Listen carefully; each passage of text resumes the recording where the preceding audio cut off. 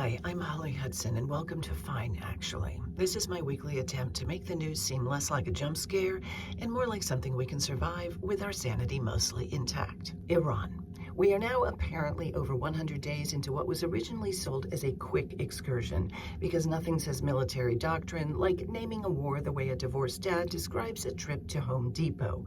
For my UK viewers, B&Q. The president has been threatening to hit Iran very hard, then saying he wants peace for the world, then hit them very hard. The foreign policy is essentially namaste from a bunker. The problem is, it isn't just that the threats are alarming, it's that nobody, including Iran, seems entirely sure if they are real. His own supporters are starting to ask, if we are hitting them so hard, how is the enemy still functioning at all? America is playing global poker with all of its cards face up, insisting it still has a full house. Inflation. Consumer prices reportedly rose 4% in May, the biggest jump in years. The president's response?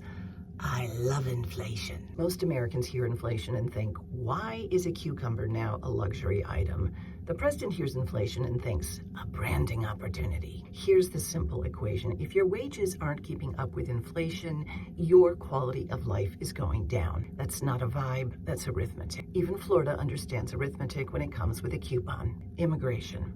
America has spent years being a talent magnet. Scientists, engineers, doctors, researchers, they came here because here was where things happened. A federal judge this week blocked a $100,000 H-1B visa fee, which is good news, but tells you everything that you need to know that someone had to go to court to stop that. The message to global talent has become, we want your PhD, your research, your patents, and we're going to keep trying to charge you a fee for a mid-range yacht until a judge tells us we can't. Germany and China are rolling out the welcome mat. America is fighting in court about whether or not to install a toll booth. Here's a fun one, voting. The administration is pushing a rule that could stop the Postal Service from delivering mail-in ballots in states that don't hand over their voter rolls. Because nothing says healthy democracy like making the mailman the bouncer at the elections. And yes, Republicans vote by mail. The president votes by mail. He voted by mail while campaigning against voting by mail, which is the kind of commitment to a bit that I genuinely respect on a comedic level and find completely horrifying on every other level. Let's not forget about Epstein. There's apparently ongoing panic inside the White House, and officials have been game planning their response like it was a hostage negotiation. The hostage was the president's base, the ransom was, please stop asking follow-up questions. And finally, the World Cup. This should have been a soft power gift.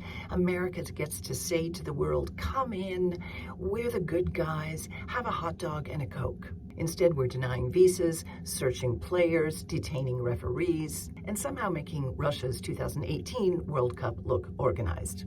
That is not an easy thing to accomplish. So that was the week. War threats, rising prices, immigration self-sabotage, election paperwork games, Epstein panic, and a World Cup welcome mat that reads, come in, but first explain your entire family tree to a man in mirrored sunglasses. We're fine, actually. Hi, Madison. It's Cheryl. I know this is voicemail, but don't hang up. I am making amends. I'm on step 9, and I wanted to apologize for calling you Antifa because you have a nose ring and you spelled my name correctly. That was projection and fear. I also should not have accused the oat milk surcharge of being a globalist plot. It was not grounded. You were just doing your job. And I see now that shouting Merry Christmas in April was less about faith and more about control. So I am sorry. And if you could still maybe honor my rewards points, that would really help me get through the day. Recovery isn't linear. Breaking news from across the pond, where Britain is experiencing a democracy but damp. Joining me today is the Chancellor of the Exchequer, Rachel Reeves. Can you explain to our viewers what the Chancellor does? No. Aren't you in charge of the nation's finances? Oh yes, I'm in charge of the nation's money. I love this country. How much money is there? £40 billion. Profit? I'm not religious. So Britain has no money, no growth, and a prime minister whose approval ratings appear to have been stored in a freezer behind in Iceland. That's unfair because we do actually have a plan. What's the plan? Stability. That's the equivalent of sticking a towel under the door and hoping a smoke alarm goes off. We're actually investing in working people. Are the people aware? Not yet. We're phasing in the awareness. Meanwhile, reform is rising, voters are furious, and Britain is one bad election away from letting a man in a wax jacket sell the country for crypto. Hang on. ChatGPT says we prefer the term challenging electoral landscape. In America, we call that prequel energy. I don't know what that means. It means check to see if someone has hidden a podcast in the Constitution. So do your people have advice then? Yes, when the populace start saying they're the only ones who can fix it, leave the room. And if we don't? Congratulations, you're America, but with better biscuits. I like chocolate hobnobs. I know. I'll implement a biscuit tax. This has been breaking news from London, where America looked at Britain and said, lovely, but can we make it colder? We already did. It's called summer. Personal update. I have just completed my first 2 weeks of living in one of these co-living, co-working apartment complexes in London, which is essentially like a college dorm for adults, with the words community, scattered liberally across all their marketing materials, and standing desk in the lease. You get the idea. I moved in because I thought, well, this is practical. I can be productive. I can go to the gym every day in the basement. I can reinvent myself in a place with industrial lighting and keyless entry. Though to be fair, this roof deck isn't too shabby, but furnished is more of a suggestion than a reality. Like, comes with a bed bolted to the floor and the wall, which I found is quite a sound generator when it comes to flats above and below you. And the river is nearby, which is important because every midlife reinvention needs a body of water to stare into.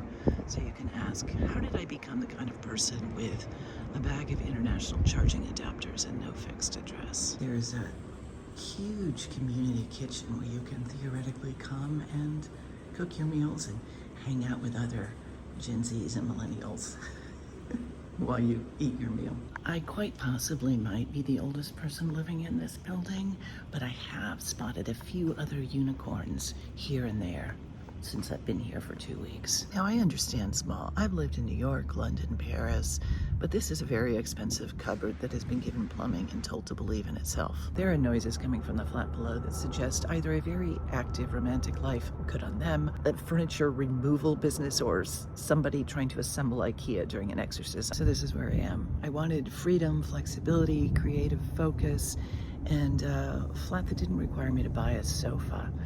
So I got all that, plus a lobby bar, apparently run by the Devil's Hospitality regime. Here's the thing I keep coming back to. Midlife reinvention is not all about white linen shirts, blowing in the Lisbon breeze, but sometimes it's about standing in a studio the size of a parking space, holding a kettle and asking, what can I make work here? I think that question, what is actually working here, is more useful than it sounds, because not every choice has to be perfect to be worth making. Because sometimes you're not looking for your forever home. Sometimes you're just looking for a place that can support the version of you, of me, that we're building now.